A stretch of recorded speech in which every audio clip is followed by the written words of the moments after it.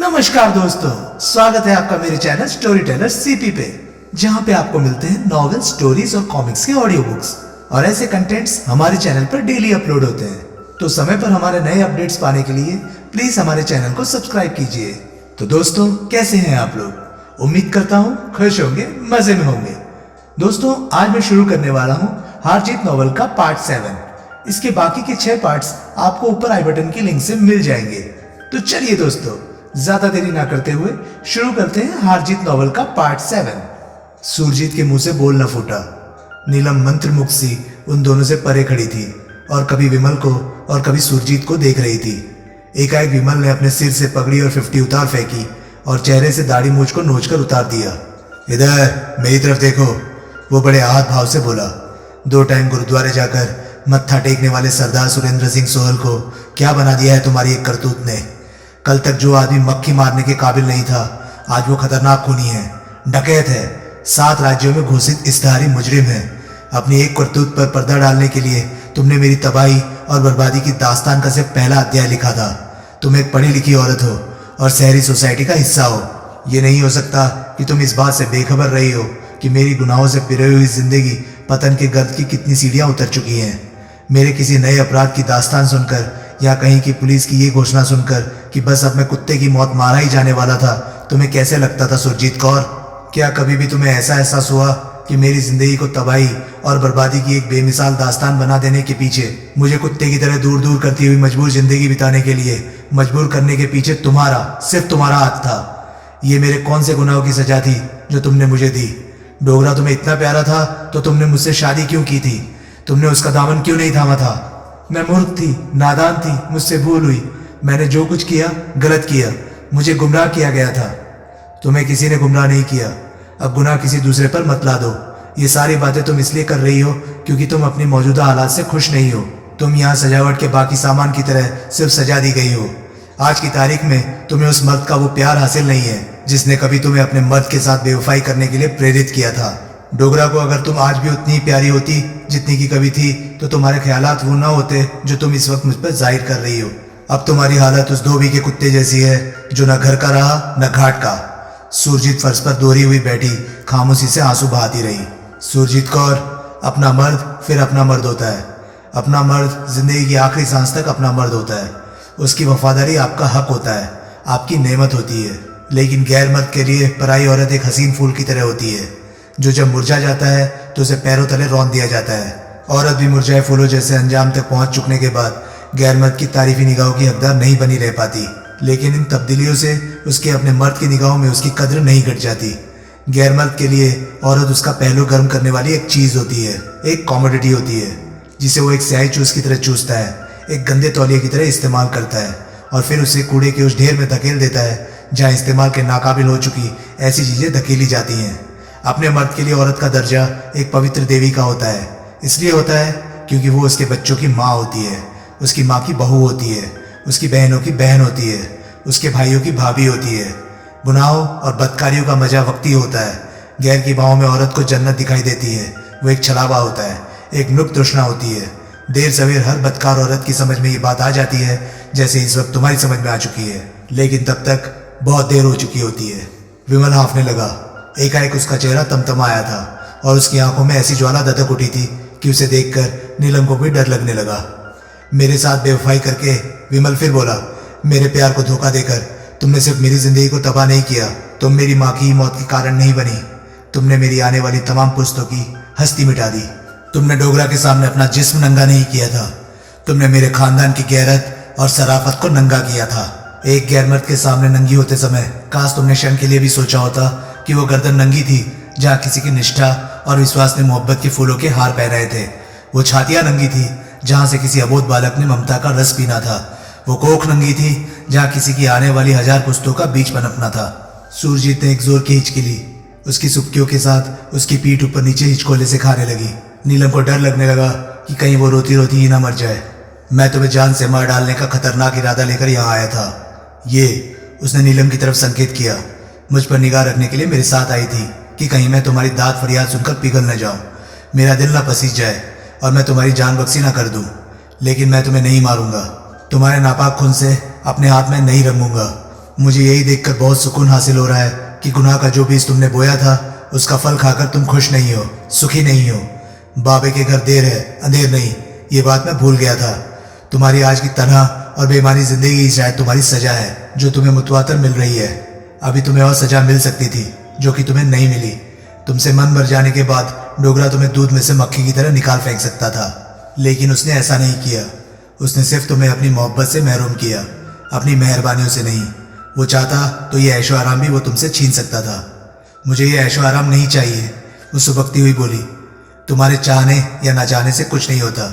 ये ऐशो आराम तुम्हारा इनाम नहीं, तुम्हारी सजा है। ये वो मक्खी है जिसे ना तुम उगल सकती हो ना निगल सकती हो। ये ऐशो आराम एक बेऔलाद माँ को उसकी प्रार्थनाओं के फलस्वरूप हासिल ऐसे बच्चे की तरह है जिसे वाहिगुरु ने जिस्म तो दिया लेकिन जिंदगी ना दी। चिपकाए रहो अपने गुनाह के इस बेजान इनाम को अपने कलेजे से। शायद कभी पत्थर में जान पड़ जाए, शायद कभी बख्शनहार तुम्हारे गुनाह भी बख्श दे। वो खामोश रही। इसे उठाओ, विमल ने नीलम को आदेश दिया। नीलम सुरजीत की तरफ बढ़ी। विमल बड़ी बारीकी से सारे फ्लैट की तलाशी लेने लगा।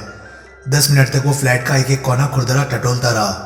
उसे वहां कोई मामूली सी भी ऐसी चीज दिखाई नहीं दी जो किसी मर्द जात की कभी भी वहां की मौजूदगी की चुगली करती हो। कोई मर्दाना कपड़ा, कोई शेव का सामान, कोई अतिरिक्त टूथब्रश या कुछ भी। सुरजीत वाकई वहां अकेली रहती थी। विमल बेडरूम में वापस लौटा। सुरजीत गुच्छा मुच्छा सी पलंग पर बैठी थी। उसकी थोड़ी उसके घुटनों पर टिकी हुई थी। उसकी आंखें रो रो कर लाल हो गई थी और बुरी तरह से सूज आई थी। उसके कपोलों पर आंसुओं की लकीरें अभी भी दिखाई दे रही थी। नीलम के हाथ में पानी का एक गिलास था और वो सुरजीत को पानी पीने के लिए आग्रह कर रही थी। सुरजीत की दाद फरियाद से वो भी पसीज गई मालूम होती थी। विमल के आगमन की आहट सुनकर सुरजीत ने सिर उठाया, लेकिन फौरन ही फिर नीचे झुका लिया। केवल एक क्षण के लिए विमल से उसकी निगाह मिली। उस एक क्षण में विमल ने उसकी आंखों में पश्चाताप का वो गहन भाव देखा जो फर्जी नहीं हो सकता था। ये मुझसे पूछ रही है, नीलम धीरे से बोली, कि क्या मैं वाकई तुम्हारी धर्मपत्नी हूँ? तुमने क्या जवाब दिया? विमल बोला, यही कि इसका बेहतर जवाब इन्हें तुम ही दे सकते हो। बीबी सुरजीत कौर, विमल बोला, ये औरत मेरी धर्मपत्नी है तो भी तुम्हें क्या फर्क पड़ता है? नहीं है तो भी तुम्हें क्या फर्क पड़ता है? लेकिन हकीकत जानना ही चाहती हो तो सुन लो, ये मेरी कुछ नहीं, लेकिन आज की तारीख में शायद सृष्टि में ये इकलौती शख्स है जिससे मुझे कोई मोहब्बत या हमदर्दी हासिल है। अगर आज मैं मर जाऊं तो दुनिया की ये इकलौती शख्सियत होगी जिसकी आंख मेरे लिए नम होंगी। वो कभी एक कॉलगर्ल थी, लेकिन यह तुम जैसी कुलवंतियों से 1000 दर्जे बेहतर है। ये अगर लोहा है तो अपने आप को सोना कहने वाली कुलवंती तो लोहा भी ना निकली। विमल, नीलम उसे झिड़कती सी बोली, बस करो। क्यों बस करूं? इसे तुम्हारी असलियत मालूम होनी चाहिए। इसे औरत और औरत में फर्क मालूम होना चाहिए। इसे मालूम होना चाहिए कि तुम मेरे लिए वही नहीं हो जो इसके लिए डोगरा था। इसे मालूम होना चाहिए कि तुम्हारी रूह में किसी से मोहब्बत करने का, किसी को चाहने का, किसी का बन जाने का, किसी को अपना बना लेने का, किसी के गले लग जाने का, किसी को गले लगा लेने का, किसी के बच्चे को दूध पिलाने का वो जज्बा है जो मेरी इस बेहाता बीवी में कभी पैदा ना हो सका। विमल एक क्षण ठिठका और फिर बोला, सुरजीत कौर, सुनो, कान खोल कर सुनो। इस औरत ने मुझे सिर्फ अपना प्यार ही नहीं दिया, अपने प्यार से कहीं ज्यादा कीमती चीज अपना विश्वास मुझे दिया है, अपनी निष्ठा मुझे दी है। इसने मुझे वो सब कुछ बिना मांगे दिया है जिसका मैं हकदार नहीं था। तुमने ये सब मेरा हक होने के बावजूद मुझे नहीं दिया। ये मेरी तरह एक मामूली इंसान है, हालात से पिसी हुई है, मजबूरियों से टूटी हुई, लोगों के बेपनाह जुल्मों से सताई हुई। मेरी तरह इसके पास भी ऐसा कुछ नहीं जिसे ये अपना कह सके। किसी को कुछ दे पाने के नाम पर मेरी तरह इसकी भी झोली खाली है। लेकिन मुझे विश्वास है कि अगर ये मलिका विक्टोरिया होती तो अपना ताजो तख्त मुझे दे देती। अगर ये मुमताज होती तो ताजमहल मेरे हवाले कर देती। अगर एक क्लियोपेट्रा होती तो अपना सारा प्यार सिर्फ मुझे अर्पण कर देती। लेकिन यह तो एक मामूली औरत है जो कभी एक कॉल गर्ल थी। तुम्हारा इसका क्या मुकाबला? समाज में तुम्हारा दर्जा तो इससे बहुत ऊंचा है। तुम तो कुलवंती हो, हाउसवाइफ हो। जो काम ये खुलेआम करती है वो तुम ढके छुपे ढंग से करती हो। तुम जमाने को तो धोखा दे सकती हो, लेकिन क्या अपने आप से भी इस हकीकत को छुपा सकती हो कि तुम सिर्फ एक जनाना जिस्म हो जिसका वाहिद इस्तेमाल गैर का पहलू गर्म करना है। सुरजीत की आंखों से फिर आंसुओं की गंगा जमुना बह निकली। अब रोना धोना बंद करो, विमल कर्कश स्वर में बोला, और मुझे डोगरा के बारे में बताओ। मैंने तुम्हारी जान बख्शी की है, तुम्हारे यार की नहीं। क्या बताऊं? वो फंसे कंठ से बोली। सबसे पहले यही बताओ कि वो कहाँ है। मैं पहले ही कह चुकी हूँ कि मुझे नहीं मालूम कि वो कहाँ है। मुझे मालूम है। पहले तुम क्या कह चुकी हो? मैं ना बहरा हूँ और ना मेरी याददाश्त कमजोर है। जो आदमी तुम्हारी हर जरूरत पूरी करता हो, तुम्हारा रोजमर्रा का खर्चा भी तुम्हें देता हो, उसके बारे में तुम्हें ये ना मालूम हो कि वो कहाँ है, ये नहीं हो सकता। लेकिन ये हकीकत है, सुरजीत ने फरियाद की। 2 साल से मैं यहाँ अकेली रह रही हूँ। 2 साल से मैंने उसकी सूरत की एक झलक तक नहीं देखी। वैसे होगा तो बम्बई में ही, मुझे ये भी नहीं मालूम उसने तुम्हें छोड़ क्यों दिया। वो मुझसे बोर हो गया था, फिर भी वो तुम पर इतना खर्च क्यों कर रहा है? विमल, नीलम तीक्ष्ण स्वर में बोली। होगी कोई वजह, एक ही सवाल बार बार दोहराने का क्या फायदा? वैसे अब तक तुम्हें ये तो मालूम हो ही चुका होगा, विमल सुरजीत की ओर घूरता हुआ बोला, कि तुम्हारा यार कोई शरीफ आदमी नहीं बल्कि स्मगलरों के एक बहुत बड़े गैंग का सदस्य है। सुरजीत ने एक झटके से सिर उठाया। उसके चेहरे पर हैरानी के असली भाव थे, यानी कि डोगरा के इतने लंबे साथ के बावजूद डोगरा की हकीकत उसे मालूम नहीं थी। इलाहाबाद में भी एरिक जॉनसन कंपनी का असली काम बहुत बड़े पैमाने पर अफीम की स्मगलिंग था। तुम डोगरा का क्या करोगे? ये भी मुझे बताना पड़ेगा। वो मेरे हाथ आ गया तो मैं उसका खून पी जाऊंगा, मैं उसका कलेजा खा जाऊंगा, मैं उसकी आंखें निकालकर उसके गले में उसका हार पहना दूंगा, मैं उसकी चमड़ी उधेड़कर अपने लिए उसका कोट बनवाऊंगा। लेकिन ये सब करने से पहले मैं उससे 50,000 रुपए की वो रकम वसूल करूंगा जिसके गबन के झूठे इल्जाम में उसने मुझे जेल भिजवाया था। उस रकम पर हर लिहाज से मेरा हक है। उसी की वजह से तो मुझे 2 साल की जेल की सजा हुई थी। सुरजीत कौर, मैं कुबेर के खजाने पर लात मार दूंगा, लेकिन 50,000 रुपए की वो रकम, वो आज की तारीख में मेरे लिए निहायत मामूली रकम, मैं तुम्हारे यार से जरूर वसूल करके दिखाऊंगा। आज की तारीख में मेरा उसकी जान लेने से भी ज्यादा अहम मिशन उससे वो रकम वसूल करना है जिस पर मेरा हक है, जिस पर मेरी तकदीर ने मेरी इज्जत आबरू को खाक में मिलाकर मेरा नाम लिखा है। सुरजीत कौर, सच सच बता दो, डोगरा कहाँ है? दारजी, उसने फरियाद की। अब मैं तुम्हें कैसे विश्वास दिलाऊं कि मुझे नहीं मालूम कि वो कहाँ है? वो तुम्हें खर्चा पानी कैसे भेजता है? मनी ऑर्डर से? नहीं तो हर पहली तारीख को एक आदमी आता है, वो मुझे एक लिफाफा दे जाता है। उस लिफाफे में रुपया होता है। कितना? 2,000। बल्ले, जो आदमी तुम्हें छोड़ देने के बाद तुम्हारी इतनी कीमत मुतवातर अदा कर सकता है, वो जब तुम पर न्योछावर था तब तो पता नहीं क्या कुछ करता होगा तुम्हारे लिए। सुरजीत ने गर्दन झुका ली। तुम्हारे लिए रुपयों का लिफाफा लाने वाला आदमी हर बार एक ही होता है? नहीं, हर बार नया आदमी होता है। मैं जानती किसी को भी नहीं, हर आदमी मेरे लिए अजनबी होता है। ऐसा क्यों? रुपया लाने वाला आदमी हर बार अगर एक ही हो तो भी क्या फर्क पड़ता है? मुझे क्या मालूम? तुम मरने से डरती हो? हाँ हाँ। तो फिर सच बोलो, अपनी खातिर सच बोलो, अपनी जान की खातिर सच बोलो। मुझे कसम है वाहेगुरु की, मैं सच बोल रही हूँ। दारजी, मैं अब तुमसे झूठ नहीं बोल सकती। इसलिए झूठ नहीं बोल सकती क्योंकि अब झूठ बोलने से मुझे कोई फायदा नहीं। मेरे लिए मेरी जिंदगी का कोई मकसद नहीं रहा, कोई माने नहीं रहा। अब मैं मरने से नहीं, जीने से भी डरती हूँ। अब तो मैं चाहती हूँ कि किसी भी बहाने मुझे मौत आ जाए ताकि मैं अपनी तमाम दुश्वारियों से एक ही बार निजात पा जाऊँ। इस घड़ी मैं तो अपने आप को खुशकिस्मत समझूंगी कि अगर मेरी आत्मा तुम्हारे हाथों मेरे नापाक जिस्म से अलग हो। आज क्या तारीख है? 28, यानी कि पहली तारीख आने में अभी 3 दिन बाकी है। वो खामोश रही। 3 दिन बाद यानी कि पहली तारीख को तुम्हारे यार का भेजा कोई आदमी तुम्हें रुपयों का लिफाफा देने आएगा। तुम उस आदमी को अपने यार के लिए संदेशा दोगी कि वो सोहल से, जो कि एकाएक तुम्हारे यार के खून का प्यासा हो उठा है, सावधान रहे। अपने यार की खातिर इतना तो तुम करोगी ही। उसने इनकार में सिर हिलाया। नहीं करोगी? विमल ने नकली हैरानी जाहिर की। तुम डोगरा को उसके सिर पर मंडराते खतरे से आगाह नहीं करोगी? नहीं। वजह? क्योंकि डोगरा से अब मेरा कोई रिश्ता बाकी नहीं जिसकी वजह से मैं ऐसा करना जरूरी समझूं। लेकिन जब था तब डोगरा से तुम्हारा मुझसे कहीं गहरा रिश्ता था, इसलिए हो सकता है कि बासी कड़ी में उबाल आ जाए। सुरजीत ने हाथ भाव से विमल की तरफ देखा और फिर गर्दन झुका ली। ठीक है, विमल निर्णयात्मक स्वर में बोला। देखते हैं तुम क्या करती हो। पहली तक अगर हम यहाँ तुम्हारे फ्लैट में ठहर जाएं तो तुम्हें कोई ऐतराज? मुझे क्या ऐतराज होगा? आप लोग खुशी से यहाँ ठहरिए। रुपए लेकर आने वाला आदमी पहली को आ तो जाता है ना, कभी लेट तो नहीं होता? नहीं, वो हमेशा पहली को आता है, दोपहर से पहले आ जाता है वो। गुड। मैं आप लोगों के लिए खाना बनाऊं? घर में सब्जी वगैरह सब कुछ है? हाँ, कल ही मैं सब्जियां लाई हूँ। तुम तकलीफ मत करो, मेरे लिए खाना मेरी धर्म पत्नी बना देगी। सुरजीत की सूरत से यूं लगा जैसे किसी ने खींचकर उसके मुंह पर तमाचा दे मारा हो। विमल ने बेडरूम का मुआयना किया। उसकी एक खिड़की बाहर को खुलती थी, लेकिन उस पर लोहे की मोटी ग्रिल लगी हुई थी। फिर उसकी निगाह पलंग के समीप की एक टेबल पर रखे टेलीफोन पर पड़ी। उसने टेलीफोन को एक झटके से तार पर से उखाड़ दिया और उसे अपनी बगल में दबाता हुआ बोला, गुड नाइट, स्वीट ड्रीम्स। उसने नीलम को इशारा किया। दोनों बेडरूम से बाहर निकल आए। विमल ने बेडरूम को बाहर से कुंडी लगा दी। तुम तो इसी के फ्लैट में इसे गिरफ्तार कर रहे हो? नीलम बोली। अच्छा कर रहा हूँ, विमल बोला। मुझे इस पर रत्ती भर भरोसा नहीं है। ओह, अब तुम किचन में घुसो और कोई खाना वाना बनाओ, बहुत भूख लगी है। खाना बाजार से ना खाएं? नहीं, आज इसी किचन का खाना खाना है। बेहतर। खाना बना चुकने के बाद नीलम ने पुकार कर सुरजीत से पूछा, कि क्या वो थोड़ा बहुत खाना खाना चाहती है, लेकिन भीतर से कोई आवाज़ ना आई। शायद तब तक वो सो चुकी थी।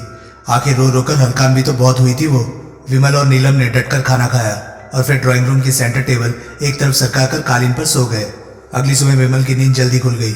उसने बेडरूम का दरवाजा खोला तो चौखट पर ही थमक कर खड़ा हो गया। सुरजीत कौर अपनी एक साड़ी के सहारे पंखे से लटकी हुई थी। विमल सन्नाटे में आ गया। सुरजीत कौर यूं जान दे देगी, इस बात की उसने कल्पना तक नहीं की थी। उस वक्त उसकी सूरत इतनी विभत्स लग रही थी कि खुद विमल के लिए उसके कभी हर वक्त ताज़े गुलाब की तरह खिले रहने वाले चेहरे की कल्पना करना मुहाल था। उसकी जुबान उसके हलक से बाहर लटक रही थी। निचला जबड़ा इस प्रकार खिंच गया था कि चेहरे का आकार ही बदल गया था। आंखें फटी पड़ रही थी, चेहरा काला पड़ गया था और होठों की कोरों पर और थोड़ी पर मुंह से निकला झाग जमा हुआ था। सुरजीत कौर ने खुद ही अपनी तकदीर का फैसला कर लिया था। अपने लिए उसने खुद ही सजा तजवीज़ कर ली थी। उसने आत्महत्या कर ली थी। विमल ने घबराकर उसकी तरफ से निगाह फेर ली। जिस औरत को जान से मार डालने के मकसद से ही वो वहां आया था, उसको उस क्षण मरा देखकर उसका दिल हिल गया था। उस क्षण उसे यूं लगा जैसे गुनहगार सुरजीत नहीं, वो खुद था। उस क्षण उसे यूं लगा जैसे सुरजीत उसे पुकार पुकार कर पूछ रही हो, दारजी बोलो, अब तो मैं माफ़ी की हकदार हो गई हूँ ना? अब तो तुम मेरे गुनाह बख्श दोगे ना? वो खुद सुरजीत की जान लेता तो बात दूसरी होती, लेकिन सुरजीत ने यूं उसकी खातिर अपनी जान लेकर जैसे उसके मुंह पर तमाचा मारा था। मर गई? उसे नीलम की आवाज़ सुनाई दी। विमल ने घूमकर देखा। वो उसके समीप उससे एक कदम पीछे खड़ी थी। पता नहीं कब वो वहां आ खड़ी हुई थी। विमल ने सहमति में सिर हिलाया और धीरे से बोला, मुझे नहीं मालूम था कि ये यूं आत्महत्या कर लेगी। कल तुमने इसे बहुत जलील किया था। नीलम भी धीरे से बोली। न सिर्फ जलील किया था, एक तीसरे शख्स के सामने, एक गैर औरत के सामने, मेरे सामने जलील किया था। तुम गैर औरत नहीं हो, विमल तनिक तीखे स्वर में बोला। तुम्हारे लिए नहीं हूँ, लेकिन उसके लिए तो हूँ। इसका यूं मर जाना साबित करता है कि तुम्हारी बीवी बेवफा थी, लेकिन बेहया नहीं थी। अपने मर्द के हाथों एक गैर औरत के सामने इतनी तौहीन बर्दाश्त कर लेने के बाद एक हयादार औरत जिंदा रहना गवारा नहीं कर सकती। अब मैं काहे का मर्द था उसका? एक औरत होने के नाते मुझे ये बात सूझनी चाहिए थी कि तुम्हारी बीवी ऐसा कोई कदम उठा सकती थी, लेकिन अफसोस है कि वक्त रहते ये बात मुझे न सूझी। सूझ जाती तो तुम क्या करती? तो कम से कम मैं इसे आत्महत्या न करने देती। विमल, तुम अपने मन की भड़ास निकाल लेने के बाद इसकी जान बख्शी कर चुके थे। तुम इसके कत्ल का इरादा लेकर यहाँ आए थे, लेकिन वो इरादा तुम छोड़ चुके थे, दिल से छोड़ चुके थे। लेकिन तुम्हारी जान बख्शी इसने कबूल नहीं की। सच पूछो तो आत्महत्या करके इसने तुम्हें नीचा दिखाया है। ये हार कर भी जीत गई है और तुम जीत कर भी हार गए हो। विमल चुप रहा। विमल, इसने तुमसे झूठ नहीं बोला था कि तुम्हारे साथ दगाबाजी करके ये हमेशा पश्चाताप की आग में जलती रही थी। अब क्या करें? सबसे पहले तो इसे नीचे उतारो। दोनों आगे बढ़े। विमल पलंग पर चढ़ गया। उसने जी खड़ा करके उसकी गर्दन के गिर्द बंधी साड़ी की गांठ को खोलने की कोशिश की, लेकिन उसके जिस्म के भार की वजह से गांठ इतनी कस गई थी कि विमल उसे टस से मस न कर सका। नीलम फ्लैट में से एक कैंची तलाश कर लाई। कैंची की सहायता से पंखे और उसके शरीर के बीच एक मजबूत रस्सी की तरह तनी हुई साड़ी को वो बड़ी कठिनाई से काट पाया। उन्होंने सुरजीत के मृत शरीर को पलंग पर लिटा दिया और उसे ऊपर से चादर से ढक दिया। उसका शरीर बुरी तरह से अकड़ा हुआ था। लगता था उसने पिछली रात बीच का दरवाजा बंद होने के तुरंत बाद ही आत्महत्या कर ली थी। वे दोनों बाहर के कमरे में आ गए। अब क्या करें? विमल के मुंह से निकला। क्या करें? नीलम भी बोली। इसने यूं आत्महत्या करके बड़ी समस्या पैदा कर दी है। 1 तारीख को यहाँ आने वाले डोगरा के हरकारे को पकड़ने के लिए हमारा यहाँ रहना जरूरी है, लेकिन लाश के साथ हम इस फ्लैट में नहीं रह सकते। लाश तो आज शाम तक ही सड़ने लगेगी। लाश को हम इस फ्लैट में भी नहीं छोड़ सकते। पहली तक तो इसमें इससे इतनी सड़ाम निकलने लगेगी कि वो सारी इमारत में फैल जाएगी। फिर कोई ना कोई पुलिस को खबर कर देगा। यहाँ एक बार पुलिस पहुँच गई तो हमारा मिशन फेल हो जाएगा। इसकी मौत की खबर हर जगह फैल जाएगी, अखबार में भी छप जाएगी और किसी न किसी साधन से डोगरा तक भी पहुँच जाएगी। फिर वो इसे 2000 रुपये देने आने वाले को भेजेगा ही नहीं। ओह, और हमारे पास उस हरकारे के अलावा डोगरा के पास पहुँचने का और कोई साधन नहीं है। तो फिर क्या किया जाए? अगर करना है तो एक ही काम है करने लायक। क्या? लाश को यहाँ से हटाना होगा। कैसे? और ये काम रात होने से पहले किया नहीं जा सकता, तब तक तो लाश में से सड़ान फूटने लगेगी। नीलम चिंतित भाव से बोली। ऊपर से ये भी जरूरी है कि लाश या तो गायब हो जाए या इसकी ऐसी गत बन जाए कि सूरत न पहचानी जा सके। इसकी लाश यहाँ से बाहर भी कहीं पहुँचाई गई तो भी ये खबर आम हुए बिना नहीं रहेगी कि ये मर गई है। यूँ बरामद होने वाली लाश की तस्वीर पुलिस अखबार में छपवा देती है। डोगरा की अखबार में छपी तस्वीर पर निगाह पड़ गई तो फिर यहाँ पहले को कोई हरकारा नहीं आएगा, यानी कि लाश ठिकाने लगाने से पहले इसका चेहरा भी बिगाड़ना पड़ेगा। हाँ, विमल बोला, उस ख्याल से ही उसके सारे शरीर में कंपकपी दौड़ गई। कर सकोगी ये काम? विमल ने इंकार में सिर हिलाया। क्या मुश्किल है, इसके चेहरे के साथ रिवॉल्वर सटाकर 2-3 गोलियां दाग देना। विमल ने जोर से थूक निकली। मैं कर दूंगी ऐसा, नीलम दृढ़ स्वर में बोली। विमल ने हैरानी से उसकी तरफ देखा। मैं तुम्हारी खातिर अपनी जान दे सकती हूँ तो किसी की जान ले भी सकती हूँ। एक मुर्दा जिस्म पर 2-4 गोलियां दागना क्या बड़ी बात है? ये बात की बात है। हमारे सामने पहली समस्या तो ये है कि लाश को सड़ने से रोकने का क्या इंतजाम किया जाए और फिर इसे यहाँ से बाहर कैसे निकाला जाए। ये कोई उजाड़ जगह तो है नहीं, अच्छी खासी घनी आबादी वाला इलाका है ये, हर वक्त आवाजाही बनी रहती है। नीलम सोच में पड़ गई। विमल भी खामोश बैठा रहा। कई क्षण फ्लैट में एक मातमी सन्नाटा छाया रहा। रेफ्रिजरेटर, एकाएक नीलम के मुंह से निकला। क्या? विमल हड़बड़ाया। रेफ्रिजरेटर? रेफ्रिजरेटर क्या? क्या कहना चाहती हो? डाइनिंग रूम में जो रेफ्रिजरेटर पड़ा है वो देखा है तुमने? देखा है, लेकिन वो फुल साइज का है। तो तुम्हारी अकल घास चरने तो नहीं चली गई सरदार जी?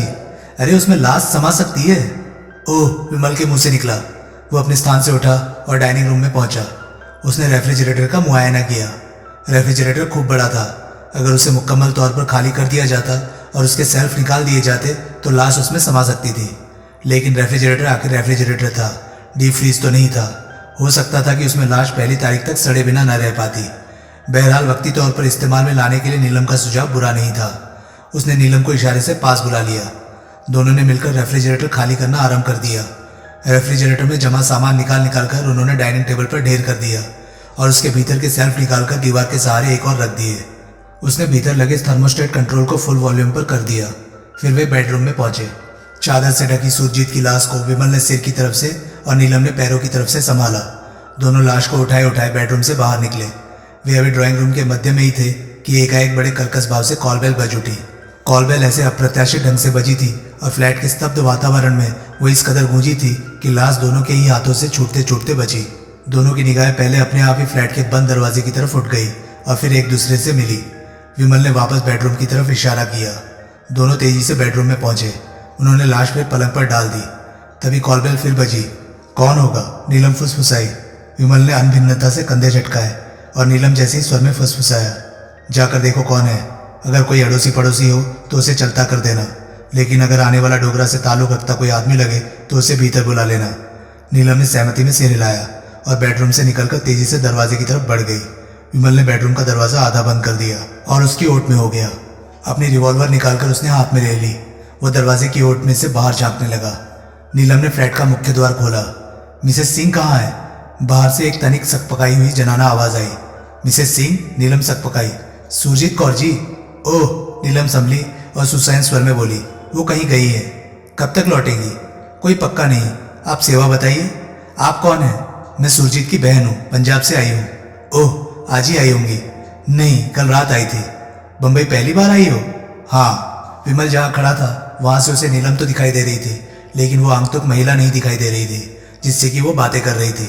नीलम यूं दरवाजे पर अड़ी खड़ी थी कि वो महिला फ्लैट के भीतर कदम न रख सके, और महिला के बातें करने के अंदाज से ऐसा लग रहा था जैसे बातों का उसे चस्का था और वो भीतर आकर इत्मीनान से गप्पे हाँकना चाहती थी। बड़ा लंबा सफर है पंजाब से यहाँ का। महिला बड़े सहानुभूतिपूर्ण स्वर में बोली। तुम्हें अकेले आते डर नहीं लगा? मैं अकेली नहीं आई। नीलम मनी मन आंगतुक महिला की मौत की कामना करती हुई बोली। साथ में हमारे वो भी हैं। वो? जी हाँ, मेरे हस्बैंड। ओह, नई नई शादी हुई मालूम होती है। जी हाँ। हनीमून के लिए बम्बई आए होंगे आप लोग? जी हाँ। शादी की बधाई हो। शुक्रिया। तुम मिसेस सिंह की छोटी बहन हो? जी हाँ। देखिए, मुझे ज़रा काम है, आप बताइए। आप? मेरा नाम मिसेस सारा भाई है, मैं सामने वाले फ्लैट में रहती हूँ। अच्छा, मैंने ज़रा टेलीफोन करना था। टेलीफोन तो ख़राब है। ओह, फिर ख़राब हो गया? जी हाँ, मैंने बहुत ज़रूरी टेलीफोन करना था। आप कहीं और से कर लीजिए। और कहाँ से करूँ? मिसेस सिवालकर तो फ़ोन करने नहीं देती। अच्छा वाला फ़ोन होता है लेकिन झूठ बोल देती हैं कि फ़ोन ख़राब है। खुद फ़ोन करना हो तो फ़ोन जैसे जादू के जोर से ठीक हो जाता है। फ्लैट के भीतर से साफ साफ डायल चलने की और हेलो हेलो की आवाज़ें सुनाई दे रही होती है। अब दफ़ा भी हो, विमल दांत पीसता हुआ मनी मन बोला। हालांकि पैसे देते हैं, फोकट में नहीं करते, लेकिन फिर भी कह देती है कि फ़ोन ख़राब है। एक और फ़ोन सावन साहब के फ्लैट में है, लेकिन उनके फ्लैट पर आज सवेरे से ही ताला झूल रहा है। वे आसपास कहीं गए होंगे। नीलम बोली। लौट आएंगे। तुम ज़रा दोबारा देखो ना, शायद फ़ोन ठीक हो गया हो। मैंने अभी देखा था, ख़राब है। फिर देख लो, फ़ोन तो बम्बई में ऐसे ही चलते हैं, एक एक चल पड़ते हैं, एक एक डेड हो जाते हैं। मैंने कहा ना फोन अभी खराब है, नीलम बोली। उसके सब्र का प्याला बस अब छलकने ही वाला था। अच्छा, तुम कहती हो तो जरूर होगा। मिसेस सिंह कब तक आएंगी? कहा ना कोई पक्का नहीं। यूँ कभी टेलीफोन खराब होने पर आपकी बहन जी टेलीफोन ठीक होते ही मुझे खबर कर जाया करती है कि मिसेस सारा भाई टेलीफोन ठीक हो गया है, आओ आकर नंबर मिला लो। नीलम ने दांत पीसे। महिला के मुंह पर फ्लैट का दरवाजा बंद कर लेने से उसने अपने आप को जबरन रोका। तो दोस्तों, ये था हारजीत नॉवल का 7वां पार्ट। आपको कैसा लगा प्लीज कमेंट सेक्शन में मुझे लिखकर जरूर बताएं। और हाँ, अगर आपको मेरे वीडियोस थोड़े भी पसंद आ रहे हैं तो प्लीज उन्हें लाइक कीजिए और चैनल को सब्सक्राइब कीजिए। मैं मिलता हूं अब आपसे अगली वीडियो में। तब तक के लिए गुड बाय, नमस्कार। सेफ रहिए, खुश रहिए, मजे करिए।